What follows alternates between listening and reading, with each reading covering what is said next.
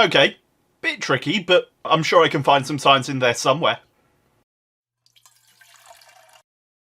Hello everybody and welcome back to The Science Of, the show where I take a look at the science behind your favourite game shows and more.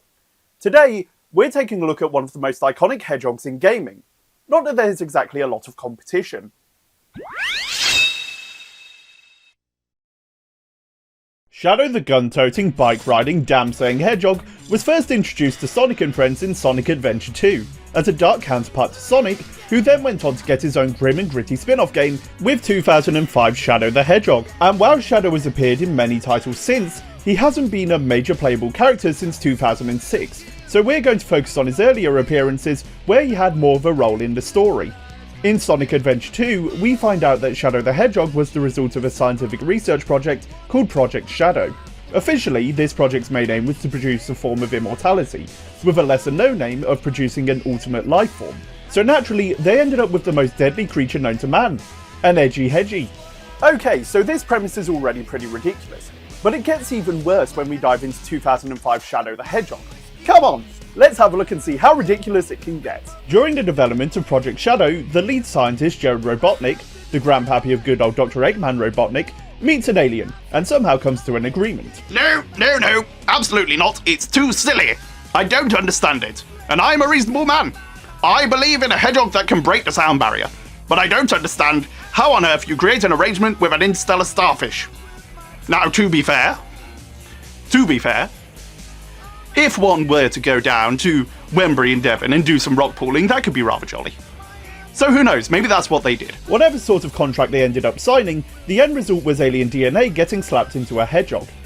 This somehow resulted in a hedgehog with an attitude. Precisely how, we'll never know, because Gerald Robotik unfortunately ended up with a permanent NDA. So before I talk about how we can use genetic modification to produce a bike-riding, gun-toting, money-printing hedgehog, we first need to understand the basics of genetics, and for the purpose of this video, that means that we're going to start right at the beginning with DNA. DNA, or deoxyribonucleic acid, is the chemical blueprint responsible for the cells in every hedgehog, echidna and two-tailed fox. It has very specific roles, ranging from telling a cell how to grow, what to do, and how to reproduce.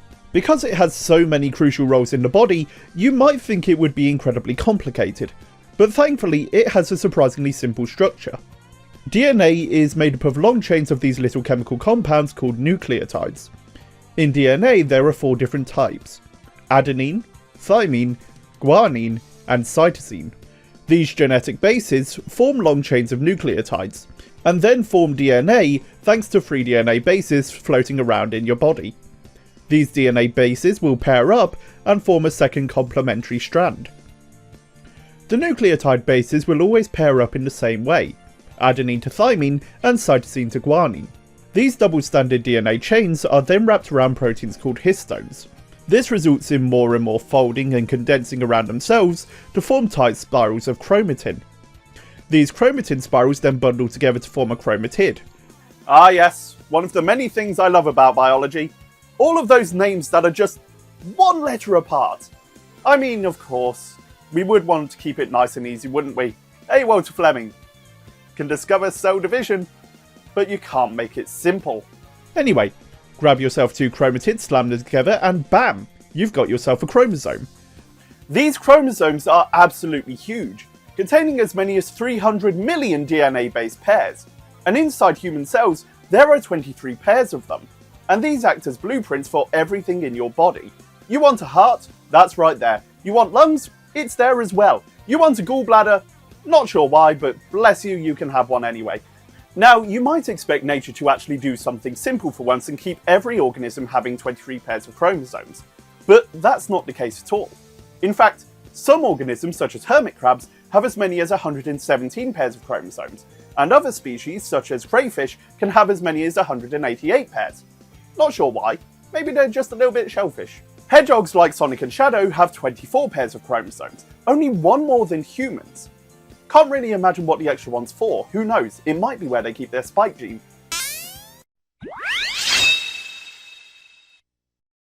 So now we know what Shadow's DNA will look like, its basic structure and how it all comes together. But how does it come together to form this red and black hedgehog with a propensity for motorbikes and Billy Hatcher references? Well, this is when we start to look at genes. Genes are long specific regions of DNA that code for proteins. Whilst you might normally think of proteins as being bits of steak, in molecular biology they have all sorts of uses. Within each chromosome, you'll have some regions of DNA which code for genes and some which don't. In fact, remember that 30 million number I mentioned earlier? Well, only 1% of that would be coding DNA. Such a huge amount of the total genome completely useless for producing shadowy hedgehogs. But back to genes. We start out with a long region of double-stranded DNA. This is our gene. It contains coding and non-coding regions called introns and exons. This DNA template is then converted into a new single-stranded template called RNA. This uses the same bases as DNA, except we replace thymine with an RNA exclusive base called uracil. You can think of uracil as we have thymine at home. Thymine and uracil are only separated by a methyl group. They both pair with adenine just the same, but thymine is more stable than uracil, which makes it useful for DNA, which has to be passed down from generation to generation. This RNA sequence is produced in the cell's nucleus by an enzyme called RNA polymerase. RNA polymerase locates the gene on the DNA, binds to a region called a promoter, and then starts to unwind and unzip the gene. Then, using the DNA as a template and using the base pairing mentioned earlier, a new molecule is produced called messenger RNA. It's called messenger RNA because it's taking a message from the nucleus of the cell to the main body, telling it to make proteins. And because of this, any non-coding DNA is removed from the sequence. From here, proteins are made with a special biological tool called a ribosome, travelling down the mRNA sequence. Now you might be wondering which direction this tool travels down, because looking at these long strings of letters, there isn't anything obvious telling you what way you should read it. The answer is surprisingly simple. The spine of nucleotide molecules are made up of two alternating structures, phosphate groups and molecular donuts which contain 5 carbon atoms. We say that nucleotide sequences can be read from 3 to 5 because each DNA base is joined at the 5th and 3rd carbon atom. This is very helpful for allowing us to know which way up our DNA or RNA is. Our ribosome travels down the RNA in the 5 to 3 direction, and this is very specific because of the special start sequence at the start of the gene. The gene will always start with a triplet sequence of adenine, uracil and guanine. Okay, so now we have our ribosome sliding down our mRNA. But what is it doing? Well, as the ribosome passes 3 nucleotide bases, it attracts a key-shaped molecule called tRNA. These tRNA molecules carry specific protein building blocks called amino acids. The type of amino acid added to the chain depends on sets of 3 RNA nucleotides. Different RNA triplets code for specific amino acids. The ribosome reads the RNA from the mRNA one triplet at a time, and this makes sure that the right amino acids get added to the protein chain, which is now called a polypeptide. Poly means many, and proteins are peptides. Nice and simple. Then, at the end of it all, you have a stop sequence, and this will tell the ribosome to hop off the mRNA and release the polypeptide chain so it can become a protein. Once you have your completed polypeptide chain, it folds and bonds to itself in 3 different stages until you get a perfectly formed protein, which can then go on to do all sorts of jobs inside your ultimate hedgehog, ranging from the build-up of muscles, to running, to forming long sharp quills along his back as keratin. But speaking of Shadow's hedgehog genome, I think it's time for a quick intermission. Sonic and Shadow have been fighting Eggman for over 30 years, but did you know? Eggman actually shares a huge amount of his genome with Sonic and Shadow, way more than you'd ever expect. Obviously, humans' closest living ancestors are primates, with humans sharing at least 90% of our DNA with chimpanzees. Considering that mammalian genomes will mutate at a rate of 1 in 10 bases per billion years, we most likely share about 90% of our DNA with Sonic and Tails. But more fascinatingly, we share 60% of our DNA with bananas. And that's insane considering the number of different tissues that make up a human versus a banana. So now we know the basics of genetics, and that Eggman is apparently 60% banana. Let's take a look at manipulating those genes in order to get our ultimate life form, because, let's face it, there are quite a lot of them. When we start talking about genetic modification, it's important to understand that, at any given time, your body is manipulating its own genome in order to give you what you need. And you probably won't notice most of the time. It's not like every cell will use every bit of DNA. Each cell uses different sections of DNA, so whilst all genes are coded into every cell, not every cell will use all of its DNA. Every cell in the body starts out as a stem cell, but with epigenetics, these stem cells will become differentiated. For example, liver cells actually come from the same stem cells as brain cells, but you can take stem cells and give them specific chemicals to turn them into either liver cells or brain cells. This is where epigenetics comes in. Epigenetics is the study of processes that alter gene activity without needing to change the genetic sequence of an organism. Depending on a cell's speciality, it will have specific groups of genes that are turned on thanks to epigenetics. But this isn't as easy as it sounds. You can't just throw molecules at a chromosome and cause the DNA to shift. There are two main ways which our bodies can change which genes get turned on or off. One method is methylation. Methylation is where a methyl group is added to DNA at a region which has a cytosine and guanine nucleotide next to each other, at a site called CPG. The addition of methyl groups to DNA changes its structure and appearance, meaning they will interact differently with the equipment inside the cell that reads the DNA sequence. The next method is histone modification. As mentioned earlier, histones are proteins which DNA wraps around to form chromosomes. These histones can be modified to influence how they're arranged. This means that you can affect whether DNA will be read or covered. If DNA is in a loose form, then it will be active. But if the chromosome is condensed, then it's inactivated as the DNA can't be read. When it comes to genetic modification, epigenetics can only go so far. I mean, the genes are still there as originally written. You can't really change that with epigenetics. Histone modification and methylation happen all the time, and this means that they can be reversed. This means that if we want a permanent change, then we need to go a bit deeper. But, did you know? Humans have actually been manipulating genetics for thousands of years before the discovery of DNA.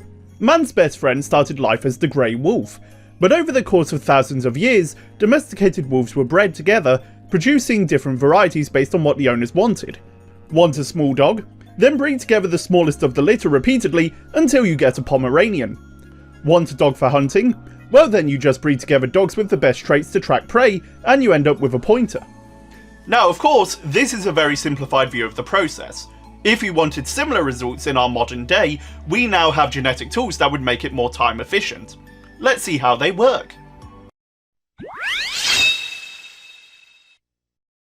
Genetic engineering started all the way back in the 1970s, when scienticians Herbert Boyer and Stanley Cohen managed to move DNA from one bacteria to another. Very impressive back then, and a huge leap forward in genetic engineering. After a while of moving DNA between bacteria, we got bored and decided to produce something more useful.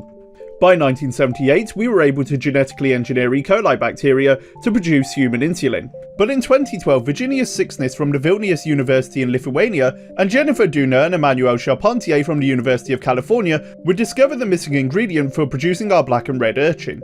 They proved that it was possible to target a site of their choosing for genetic engineering with the amazing power of CRISPR technology.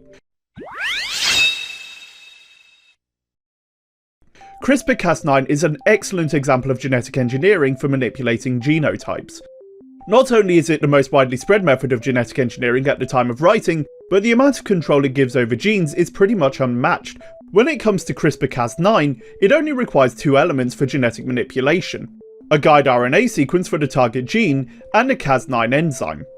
The Cas9 enzyme is made up of two distinct lobes: a recognition lobe responsible for binding to the guide RNA, and a nuclease lobe which is responsible for cutting the DNA. These two lobes are connected at a small bridge which form a sandwich with the guide RNA in the middle. The CRISPR's guide RNA is made up of two sequences. The first is a 17 to 20 base long sequence called CRISPR RNA. This is complementary to the target DNA sequence. Then there's tracer RNA, which makes sure the CRISPR RNA guides the Cas9 enzyme to the right area on the DNA. And seeing as you can change the CRISPR RNA, this means that you can target almost any gene sequence you could want to edit, whether it be the gene to produce Shadow's black and red spines, or removing the gene which codes for love of chili dogs. And just in case there are any errors in the guide RNA, the target RNA also has what's called a PAM sequence, named after that aunt that ends up cackling in a bush after a good party. These PAM sequences are absolutely tiny, only 3 bases long. They're found next to the DNA target and are targeted with a special PAM targeting domain on the Cas9 enzyme. If the PAM sequence isn't present, no CRISPR will take place. This is because the PAM sequence acts as a cutting guide for the target gene. Without the PAM sequence, the gene won't be edited. In all honesty, it's a pretty good checkpoint. In Cas9 of CRISPR-Cas9R. Well, it's actually quite nice and straightforward. CRISPR-Cas9 genome editing can be divided into 3 stages: recognition, cleavage, and repair. During recognition, the guide RNA will direct the Cas9 enzyme towards the target sequence in the gene of interest. It does this with its CRRNA component, which recognises the gene. The guide RNA then binds to the target sequence of the DNA, providing a guide to direct the Cas9 towards the same location in the DNA sequence. After this, DNA cleavage occurs. It causes the DNA to split, and allows for the formation of an RNA-DNA hybrid. The Cas9 enzyme then acts as a pair of gene-cutting scissors. It cuts the DNA strand at a specific location in the genome. Finally, CRISPR's repair phase takes advantage of the cell's own DNA repair machinery to do a few different things with the DNA. There are 4 different results of CRISPR, and each of them will impact your genome in a different way. If you want it so that the gene just stops working, you can knock it out. In this case, you can rely on the cell's own repair mechanism controlled by non-homologous DNA end joining. This is the cell's very own repair mechanism, and it's pretty effective, able to repair DNA in tens of minutes. However, whilst the repair is very efficient, it's also very clumsy. And this means that it usually results in DNA either being inserted or removed from the target region, which causes errors in the gene. Now notice I said that it usually results in a region being mutated. This means that often you'll see genetic engineering that uses multiple guide RNAs to target multiple regions in the gene, to make sure it gets knocked out properly. CRISPR gene knock-in. If you can knock out genes, you can take CRISPR and do the opposite, knocking genes in. CRISPR is able to introduce new DNA at the site of interest through the manipulation of another form of DNA repair called homology-directed repair. HDR is pretty simple all things considered. You use a donor DNA sequence taken from a chromosome pair to create an accurate replica of the lost DNA. It starts with the 5 ends of the break being cut by enzymes to create an uneven cut, and then the now single-stranded DNA overhang displaces one strand of the DNA copy from the intact chromosome. This displacement loop can then be used to repair up to the point that it joins up with the other side of the double strand break. Once one side of the strand is fixed, the DNA acts as a template for the other strand, with 3 nucleotides filling in the gaps. This method allows researchers to introduce new pieces of DNA or an entire gene into a DNA sequence. But to do this, you need a template to work off of. This donor template consists of the sequence or gene that you want, surrounded by regions that match the target genes at the site of the cut. This new template sequence is often introduced at the same time as the Cas9 and guide RNA. CRISPR-A and CRISPR-I. So as well as deleting genes with knockout and adding genes with knock-in, CRISPR technology can also be used to regulate the expression of genes. This is called either CRISPR activation or CRISPR interference, with the activation increasing the expression of a gene and interference reducing the gene's expression. In either case, these technologies both use a special version of Cas9 called catalytically dead Cas9, fused with a transcriptional effectors which influence the expression of whichever gene you want to target. Okay, so now we have the tool we need to do some pretty serious genetic modification. What we need to do now is select some genes in hedgehogs, which we can target through activation, inactivation, knock-in and knock-out CRISPR, to turn a regular hedgehog and make it look more like Shadow. As mentioned earlier, Shadow's most prominent abilities are immortality, strong will, and super speed. But as you might expect, the truth is that immortality isn't really in the cards, no matter how far we advance with genetic science. As for strong will, well, that's more influenced by environmental factors than genetics. The only skill we could feasibly alter with CRISPR technology is how fast an animal can run. However, due to the need of multiple genes to be manipulated for it to be successful, I'll leave that for last. To find genetic traits that we can manipulate in a simpler way, we have to look at genes responsible for Shadow's phenotype. In simple terms, a phenotype is the physical manifestation of a gene. In the case of Shadow, we can definitely work on his phenotype: black quills with red streaks, and his red eyes. But how can we achieve this phenotype with CRISPR technology? Let's start with Shadow's black and red quills. Hedgehog spines are hollow hairs made of stiff keratin, the same stuff that makes up our hair. In humans, hair colour is caused by the amount of a pigment called melanin in our hair. There are two types of melanin, one called eumelanin and the other called pheomelanin. To get black hair, you need genes that produce a large amount of eumelanin. We humans have a gene called MCR1 found on the 16th chromosome of our genome. This gene provides the template to produce a protein called melanocortin-1 receptor, a receptor important in the activation of cells called melanocytes, which produce different types of melanin. When activated, the M1 receptor stimulates the production of eumelanin, but if the receptor is blocked, then the cell will produce the lighter pheomelanin instead. We know that hedgehogs have this pigmentation from the Algerian black hedgehog, which has black quills.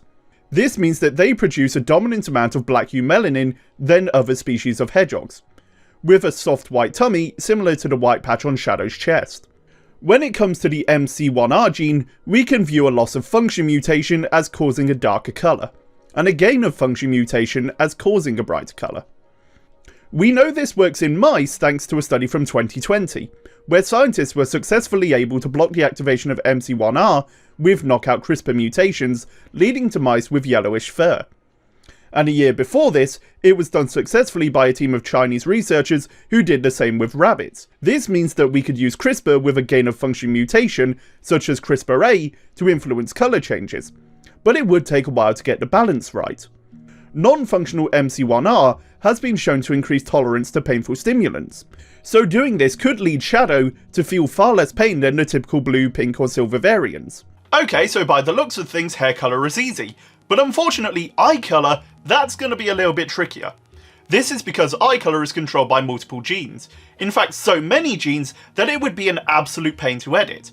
We have such genes as HERC2, OCA2, SLC2A4, SLC45A2, TYR, TYRP1, IRF4, NPL, OC4, KITLG, and the familiar MC1R. These have all been linked to eye colour, and fortunately for Shadow, it is possible to have red eyes. But to see them, you would need to make it so that any light reflects off of the blood vessels in the eye rather than any pigment in the iris. In this case, you'd want to turn off or decrease the activity of all the genes mentioned previously. And as mentioned earlier, the MC1R gene is also controlling our hair colour. We could in theory control the expression in eyes and hair separately, allowing for red eyes and black hair. Okay, so those are the genes responsible for making a hedgehog that at least looks like Shadow.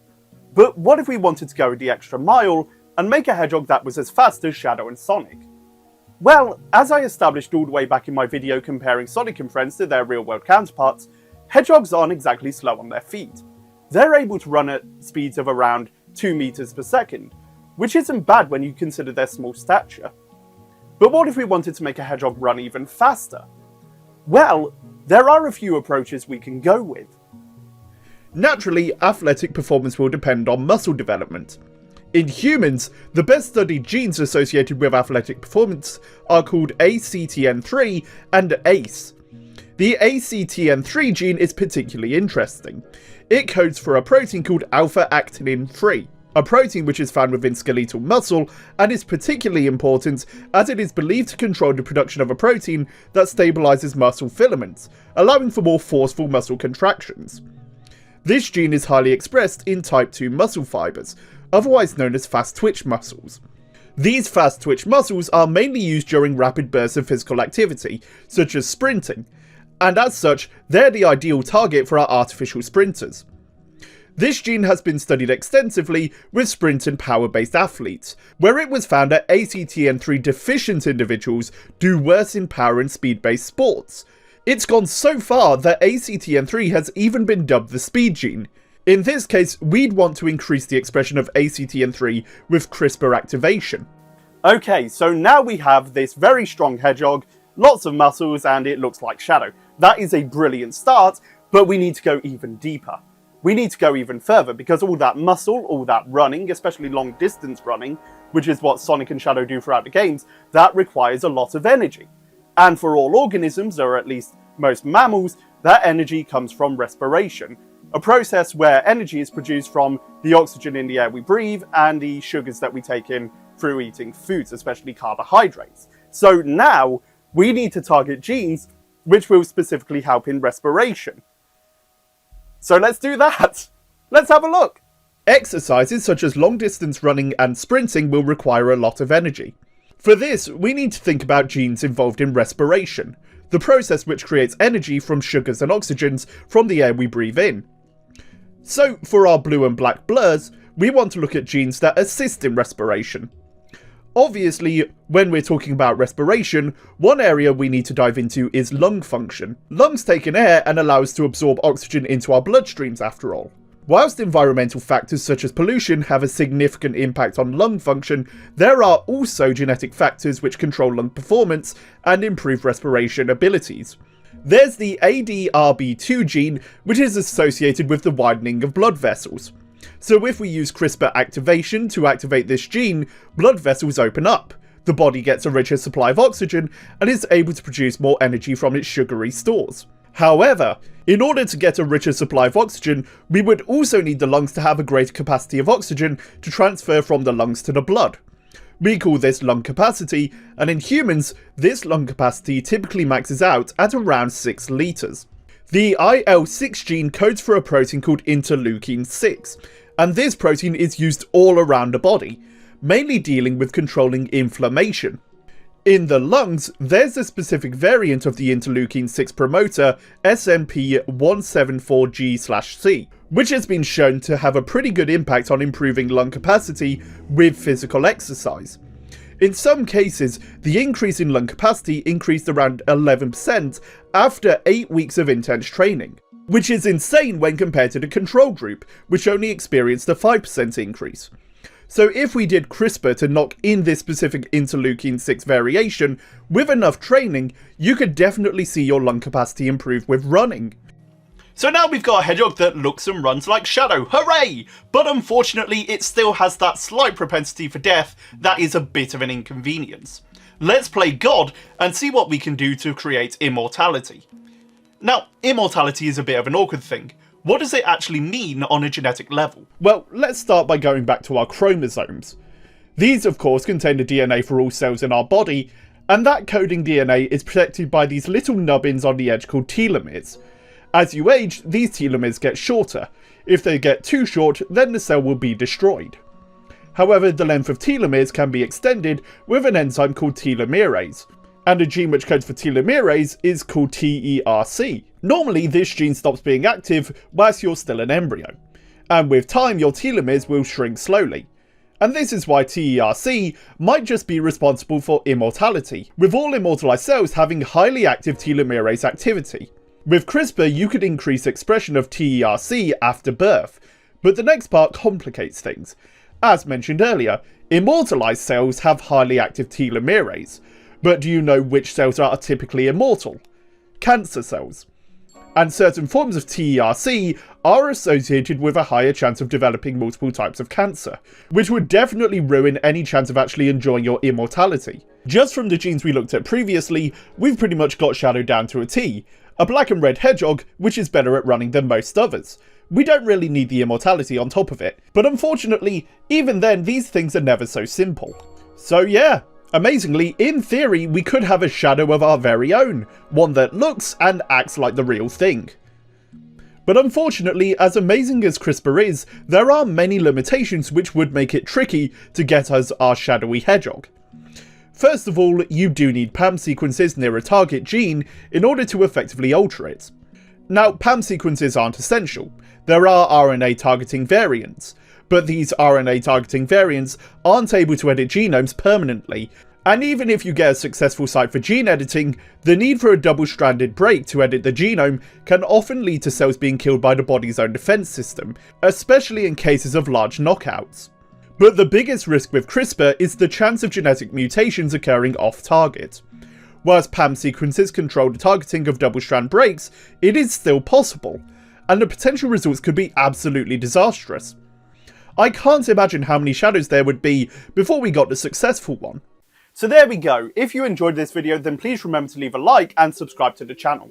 I love doing these longer videos, and it has taken me way too long to get this one out there, but hopefully, now that I've got into a swing of things, I'll be able to produce the next one much faster, And then of course we've also got shorts every week, so remember to keep an eye out for those, because some of those have covered some pretty fun science. Comment down below, of course, telling me what you'd like to see me cover in the future, and quite frankly I'm normally up for anything, so recommend to your heart's content. Besides that, if you want to see more science from Sonic and Friends, take a look at this video where I compared Sonic to his real life counterpart to see how their abilities compared. Besides that, if you prefer Mario, Sonic's dungaree-clad rival, then take a look at this video where I took a look at how Mario Party might actually be more manipulative than you would first imagine. Either way, they're both great videos, and I hope you'll stick around and keep up with the science with me. Thank you very much for watching, and I'll see you next time.